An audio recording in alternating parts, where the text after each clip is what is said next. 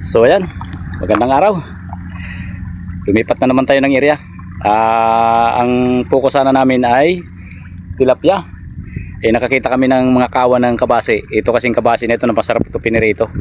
Kaya yung kumpare ko yun, kumuha siya ng ibang lambat. Kasi yung lambat namin nandito 5 to, pag tilapia itong dala namin. Pero may uli na kaming tilapia. Yan, ang daming kawan dito. Kaya mag-area tayo ng bago. Ganda ng daming isda. Ayan sa ibabaw.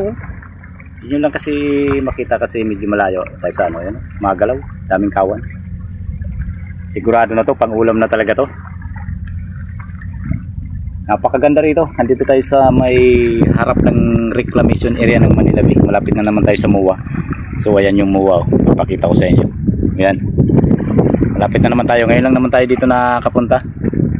Kasi lagi tayo doon sa kabila naglalambat. Lumayo tayo kasi maraming naliligo doon, masyadong bulabog. Dito napakarami talaga. Yan. Sana makarami tayo dito. Ang ganda. Walang tao rito. Doon sa may doon sa may batuhan na 'yon, yung dating breakwater. Meron naman nagpipising, ilan-ilan lang. Pero dito talaga walang pumupunta dito. Kaya dito walang bulabog, napakaraming isda. Dito tayo mag-area hanggang tayo doon sa malapit sa may MUA. Alakarin natin yan mamaya, papakita ko sa inyo. Kasi ang abo lang natin dito, makakain lang tayo ng sariwang isda. Yung makalibre lang ba tayo sa palengke na hindi na natin bibilihin. Kasi napakamahal ng isda Eto, marunong naman tayo manghuli. Lamang talaga pag marunong ka sa dagat. Kaya nga yan mga sinasabi ko, pag marunong ka talaga sa dagat, lagi kang may parte. So yan, shoutout sa ating mga followers at sa ating mga viewers. Yan, pa-like naman and share pag dumanto sa wall nyo ang ating video. Yan, daming kawan, maraming isda. Dito tayo sa nang ang ganda ng sikat ng araw, kaya napakaganda tingnan ng view. Ayan hindi ang sikat ng araw talaga masakit sa balat. Ayan daming isda. So yan mga kababayan, anuhin natin yan, aaryahan natin para makarami tayo ng pang-ulam at saka pagbigay sa ating mga dyan. Alam nyo na, sa bahay kasi natin lagi tayong may bisita. Pag gustong kumain ng isda, pumupunta sa bahay yan. Lagi tayo may stock sa rep na ulam. So ayan mga kababayan, yung area natin, nakapakalaki ng huli natin Banak, pakita ko lang sa inyo yung dilaw. Wow, ang laki. Yan ang huli natin. 4 na piraso lang, siyang pinakamalaki. Yan sulit. Wow, anong masarap na luto dyan sa inyong palagay? Ang laki. Yan, ano muna tayo. Nakita ko lang sa inyo na laki ng huli natin. Zoom natin. Laki. Sarap yung luto yung kilawin. Kinilaw daw, masarap daw to kinilaw. Sabi ng kumpare ko, kinilaw daw. Ang laki talaga Sarap na luto, kilawin. Pinapakalaki Niluluto yung kilawin. Luto, kilawin, kinilaw lang. So ayan, nakita ko lang sa inyo yung unang area namin dito sa harap ng MUA. Ayan ang MUA, dito tayo sa harapan ng MUA. Nakita ko lang, ang laki talaga. So ayan. So ito na, naarehan na natin yung kawan.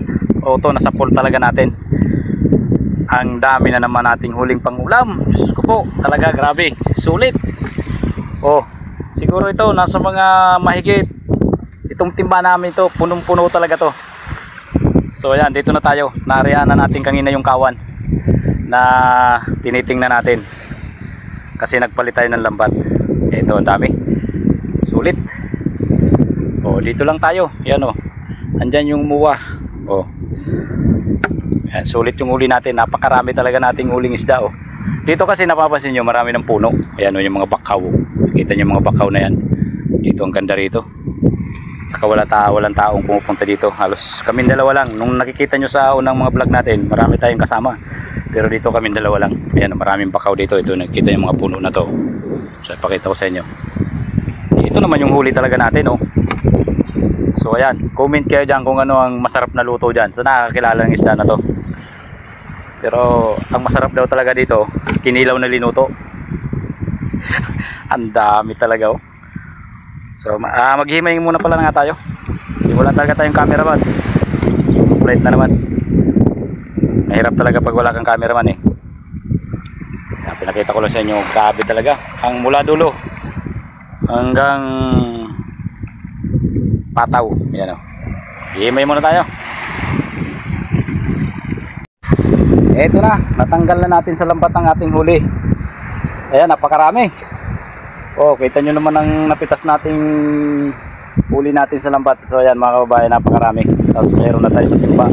Ayan o. Ayan. Puno. Tapos tumawag na tayo ng backup.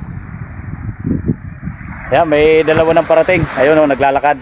Para meron tayong tagabuhat kasi napakarami na nating huli. O yan, unang area pa lang natin to. Yung kanginang kawa na naisabi ko. Kami. Oh. Pulot muna tayo.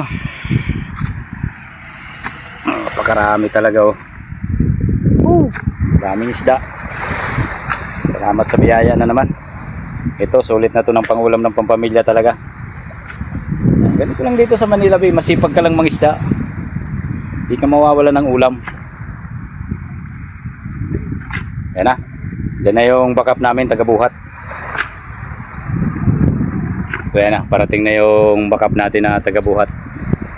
Kasi may bali 300 meters kasi yung dalam naming lambat. Kaya medyo hirap kami kasi malayo pa kami rito. Kung nakikita nyo, mapakalayo pa namin, doon pa kami sa kabilang yun.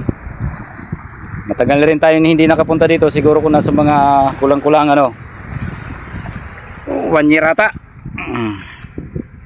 Kasi nung mga nakaraang December dito tayo lagi araw-araw. Ngayon naman tayo nakabalik dito sa area na to. Ayan na, napakarami nating huli. Meron na tayong tagabuhat. Ha? Oo, tatawag. Nawala kaming dalawa. Tatawag kayo, papahanap mo kami. Ano yun, missing? Ayos. So yan na yung backup. Natawag ka kasi namin, di ka lumilingon eh. Oo, sige. Lilipat naman lang kami ng area.